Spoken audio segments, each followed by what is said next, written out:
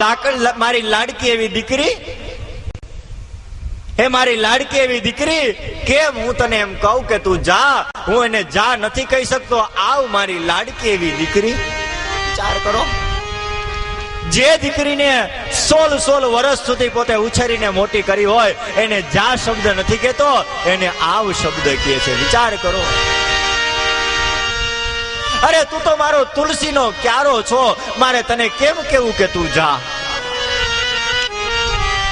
અરે કઠણ હૃદયે જ્યારે એને પોતે વિદાય આપે છે ને, ત્યારે પિતાની આંખમાંથી અશ્રુની ધારાઓ વહેતી થાય છે. આવી પોતાની લાડકી એવી દીકરીને વડાવતા વડાવતા મનુ અને શત્રુપા પોતાના ઘરે ગયા.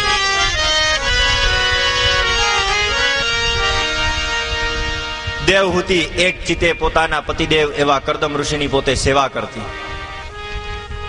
જે ગુણો વડે દેવહૂતિએ પોતાના પતિને પ્રસન્ન કર્યા, એ ગુણોનું વર્ણન ભાગવતની અંદર કરેલું છે. એ ગુણો બહુ સમજવા જેવા છે, જાણવા જેવા છે. એ સમજતા જગતની દરેક સ્ત્રીને ખબર પડે કે જો આવા ગુણ હોય તો પતિના મનને જીતી શકાય. આવા ગુણ જગતની દરેક સ્ત્રીની અંદર હોવા જોઈએ. ઊંચા થઈ થઈને સાંભળો, કેવા ગુણ? પિતૃભ્યામ પ્રસ્થિતે સાધ્વી પતિ મિંગી કોવિદા. જેમ ભવાની શિવની આરાધના કરે એમ દેવહૂતિ પોતાના પતિદેવની સેવા કરે છે. એના ઈચ્છા, પતિદેવને પાણી જોતું હોય ને તો ઈશારાથી સમજી જાય. ઈશારો આમ ખાલી આમ જોવે તો ખબર પડી જાય કે નહીં. એવા ગુણ હોવા જોઈએ. પતિને પોતાના માનવા, બધુંય જે કઈ પણ હોય પતિને સર્વસ્વ, પોતે એમ કે પતિના ઈશારાથી પોતે સમજતી. વિશ્રંભેણ, દાંપત્ય જીવનની અંદર પરસ્પર વિશ્વાસ હોવો ખાસ જરૂરી છે.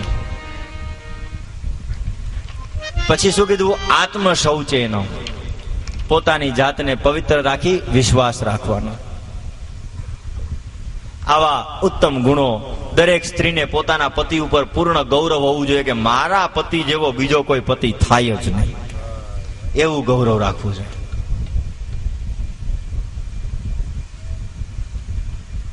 એવું ગૌરવ રાખવું છે.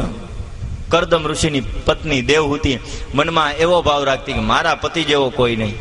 શંકર ભગવાનની પત્ની પાર્વતી માતા, એના મનની અંદર એવું કે મારા પતિ જેવો બીજો કોઈ પતિ થાય ને. એવો મનમાં ભાવ હોવો જોઈએ કે મારા પતિ એ જ પતિ, બાકી બીજો કોઈ એના જેવો થાય જ નહીં.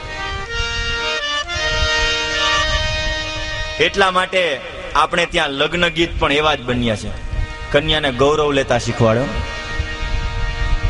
લગ્ન ગીત જે ગાવામાં આવે ને એમાં કન્યાને ગૌરવ લેતા શીખવાડે, એવા લગ્ન ગીત બન્યા.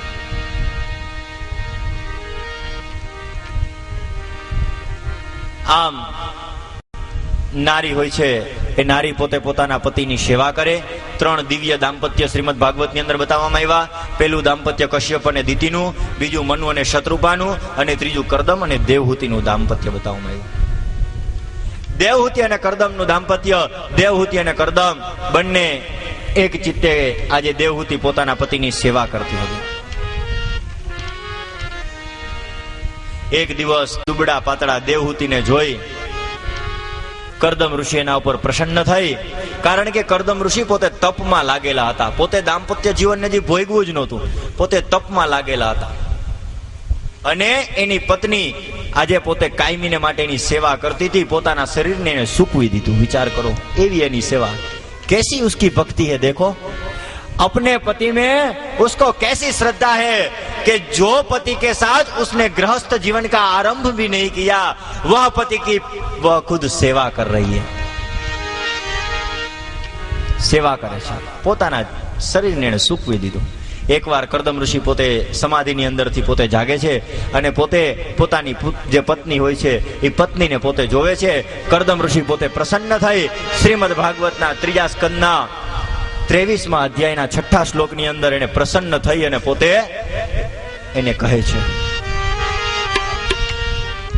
કે તુષ્ટોહમ તવ માનાવી. કરદમ ઋષિ પોતે તૃતીય સ્કંદના 23મા અધ્યાયના 6ઠા શ્લોકની અંદર પ્રસન્ન થઈ અને પોતે સુંદર મજાનું દેવહૂતિને પોતે કહે છે કે હે દેવહૂતિ, હે મનુની પુત્રી,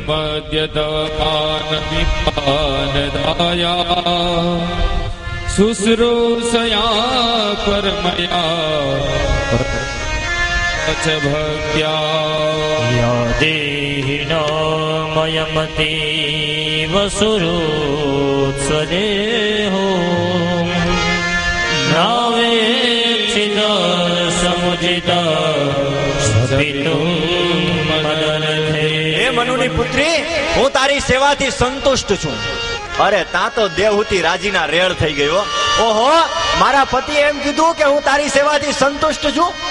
જો પત્નીને એમ કહેવામાં આવે, પતિ એમ કહે કે વાહ વાહ વાહ, ખરેખર તે મારી બહુ સેવા કરી હો, તા પત્ની રાજીના રેડ થઈ જાય. વાહ વાહ, આજે મારા પતિએ મારી તારીફ કરી. દરેક સ્ત્રીની બે મનોકામના હોય. એક સારા પતિની પત્ની બનવાની અને બીજી માતા બનવાની. આજે ખરેખર શત્રુપા કહે છે કે આ બે મારી મનોકામના પૂર્ણ થાય એટલે વાત પૂરી થઈ ગઈ. આ બે વસ્તુ પૂર્ણ થાય એટલે સ્ત્રી એમ કે હું પરિપૂર્ણ થઈ ગઈ, બસ મને બધું મળી ગયું. કરદમે કહ્યું, જાઓ સરોવરની અંદર સ્નાન કરો. સ્નાન કરતા તેમનું શરીર દિવ્ય થઈ ગયું. ગંગા જેવા સરિતા તેની દાસી બની ગયા. તપોબળથી દિવ્ય વિમાન આવ્યું. વિમાનની અંદર દેવહૂતિએ પ્રવેશ કર્યો. એ વિમાનને કઈ રનવેની જરૂર નહોતી. અત્યારે આપણે વિમાનને રનવેની જરૂર પડે. આ વિમાન ડાયરેક્ટ ઉડવા લાગે હેલિકોપ્ટરની જેમ.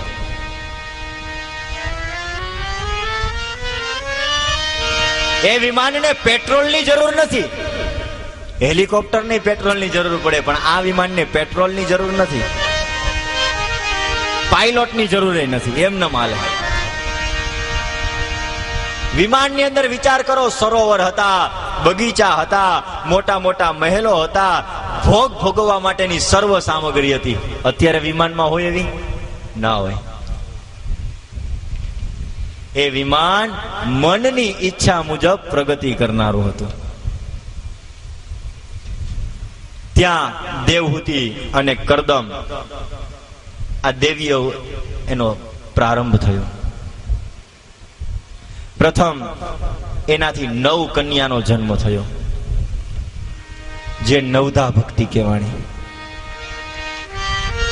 પછી કપિલ ભગવાન આવે. નવધા ભક્તિ આવે પછી કપિલ ભગવાન આવે. એમનેમ કપિલ ભગવાન આવે નહીં. સૌ પ્રથમ નવધા ભક્તિ. 9 ભક્તિનું ફળ જો ભગવાનને મળે તો ભગવાન કપિલ આવે, બાકી કપિલ આવે નહીં. શ્રવણમ કીર્તનમ વિષ્ણુ સ્મરણમ પાદ સેવનમ અર્ચનમ વંદનમ દાસ્યમ સખ્યમા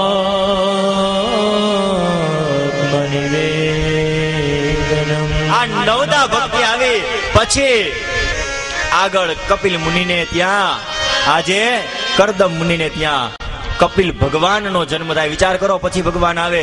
જે ભેગો ભગવાનનો જન્મ થયો એટલે આકાશની અંદરથી પુષ્પ વૃષ્ટિ થવા લાગી. આકાશની અંદરથી દેવો પુષ્પ વૃષ્ટિ કરવા લાગ્યા. જય ઘોષ થવા લાગ્યો. બધી જગ્યાએ જય જયકાર થવા લાગ્યો. બોલીએ શ્રી કપિલ ભગવાન. વળી પાછા આ બાજુ કિન્નરો ગંધર્વો બધા જય ઘોષ કરવા લાગ્યા. જોર જોરથી પોતે ભગવાનનો જય જયકાર કરે છે. બોલીએ શ્રી કપિલ ભગવાન. દેવોએ જય જયકાર કર્યો, ગંધર્વોએ જય જયકાર કર્યો, કિન્નરોએ જય જયકાર કર્યો. તો અપ્સરા કે અમે ક્યાંથી બાકી રહે? કારણ કે બાયુમાંથી અવાજ નથી આવતો, એટલે અપ્સરાઓ પણ જય જયકાર કરવા. બોલીએ શ્રી કપિલ ભગવાન. એટલે તમારે બધાએ જોરથી જય બોલવાની છો. હમણાં કથા પૂરી થાય ને એટલે વાતુના એવા ગપાટા મારશે કે વાં સામે સુધી સંભળાય, પણ જય બોલવામાં આળસ થાય. લે,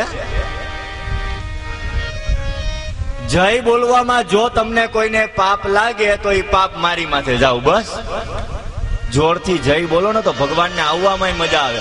બાકી ભગવાન ક્યાં તો કપિલ ભગવાન આવ્યા કે જય નથી બોલતા આગળ કેમ મારે જવું, કથા આગળ કેમ લેવી? બોલીએ શ્રી કપિલ ભગવાન હવે કઈક જય નો અવાજ આવ્યો, હવે બરોબર છે. જય બોલીએ ને તો જગ્યા થાય, જોરથી જય બોલીએ એટલે જગ્યા થાય. બ્રહ્માજી એ ઋષિમુનિઓને સાથે લઈ અને આવે છે. ઋષિમુનિઓને સાથે લઈ પોતાના પુત્ર એવા કરદમને પોતે શાબાશી આપે છે કે નહીં, તારું ગૃહસ્થાશ્રમ છે ધન્ય થયું. જગતના બાપ બેટાને શાબાશી દેવા માટે આવ્યા, કારણ કે તે જગતના બાપને બેટો બનાવ્યો, વિષ્ણુ ભગવાનને દીકરા તરીકે બનાવ્યા. બ્રહ્માજીએ શાબાશી આપી. વાહ વાહ, ખરેખર કેવું પડે હો. જેને હું દીકરો કોઈ દી નથી બનાવી શક્યો એને ત્યાં દીકરો બનાવ્યો. વાહ, ખરેખર હું એનો દાદો થઈ ગયો ભાઈ. કરદમ ઋષિ પાસે આવે છે. તારી આ 9 જે કન્યાઓ છે ને એ 9 કન્યાઓને તું આ ઋષિ મુનિઓ સાથે પરણાવી દે. 9 કરદમ સુતા 9 ઋષિઓને વરી. કશ્યપને વરી એનું નામ પૂર્ણિમા, મરીચીને કલા, વશિષ્ઠને અરુંધતી, અત્રિને અનસુયા, અંગીરાને શ્રદ્ધા, પુલત્સ્યને હવિર્ભુ, પુલહને ગતિ, ક્રતુને ક્રિયા, ભૃગુજીને ખ્યાતિ અને અથર્વાને શાંતિ. આ 9 ઋષિઓની પત્ની થયા. બ્રહ્માજી પોતાના ધામની અંદર ગયા. કરદમ ઋષિ પ્રભુની પરિક્રમા કરી પ્રણામ કરી પોતાની ઈચ્છા અનુસાર પોતે મુક્તિનો માર્ગ લીધો. પોતે ભગવાનનું ભજન કરવા માટે ચાલ્યા ગયા. જે એને કાર્ય કીધું હતું એ કાર્ય પોતે સંપન્ન કર્યું. પ્રભુ ભજન કરતા કરતા પોતે જાય છે. આજે કરદમ ઋષિ પોતે હરિનું નામ લેતા લેતા, હરિનું સંકીર્તન કરતા કરતા, હરિનું ગાન કરતા કરતા પોતે જંગલ તરફ પ્રયાણ કરવા લાગ્યા. હરિનું સંકીર્તન કરતા કરતા પોતે જંગલની અંદર જાય છે. શ્રીમન્નારાયણ નારાયણ